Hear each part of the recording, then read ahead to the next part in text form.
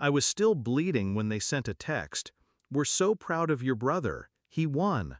I blinked through blood and morphine and asphalt dust, staring at the cracked screen in my hand. The nurse adjusted my IV. I didn't cry. I just stared. No, "Are you okay?" No, "We're on our way." Just him, again. They always said we were different. He was the firework. I was the fuse. He lit up the sky. I burned quietly underground. He was the sports captain, the charmer, the golden sun. I was the planner, the steady hand, the silent one in the back seat. I never complained. Until the day I ended up in that twisted wreck with 3 fractured ribs and no visitors. The crash wasn't even my fault.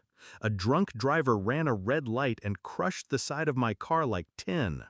The paramedic kept saying, "You're lucky." But lying alone in that hospital bed didn't feel like luck. It felt like being forgotten.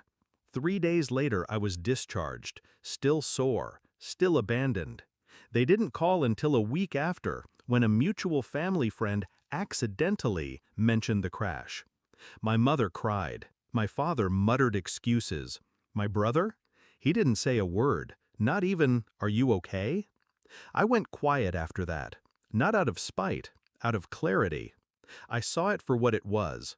I was useful only when he failed, when he needed a cover story, an alibi, a loan. And I always gave in, because family, right? But family, I learned, is a currency, and I was the only one not cashing in. So I worked, quietly, took on 2 jobs, cut out distractions, lived cheap, saved hard. While my brother posted his Dubai trips and rented sports cars, I built a portfolio, a cushion, a life. Until last month, it was a Sunday. My mother called, voice tight and urgent. "It's your brother." My stomach didn't drop. My pulse didn't spike. I just waited. "There's been an issue with his company.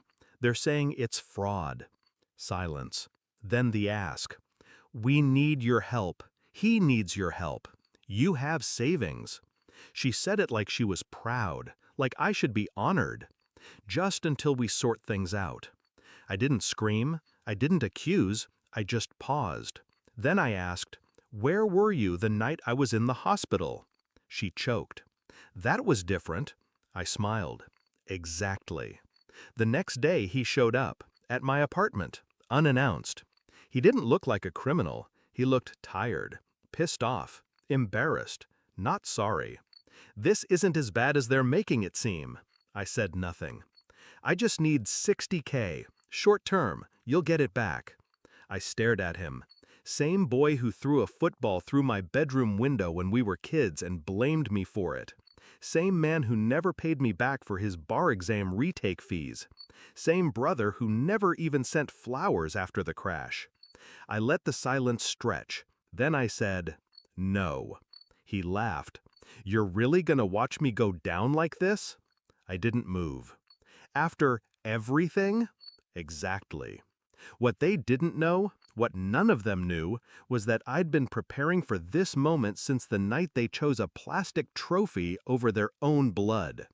I'd tracked his company's filings, seen the signs months ago. Shell payments, ghost vendors, internal invoices to nowhere. He thought he was slick. He wasn't. I even met with the investigator, anonymously at first. Then I slid the manila envelope across the table. Dates, emails, bank trails. I didn't say a word, just nodded once and walked away. A week later, he was indicted. The media had a field day. Young entrepreneur under investigation for multi-million-dollar fraud scheme. My parents called again. Voicemails, texts, desperate knocks on the door. I didn't answer. Because the truth? They made their choice years ago. They wanted a star. They got a supernova. Now they can burn with him. I'm not heartless. I'm not even angry anymore. I just understand now.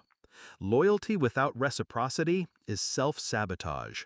He'll serve time, maybe 5, maybe more.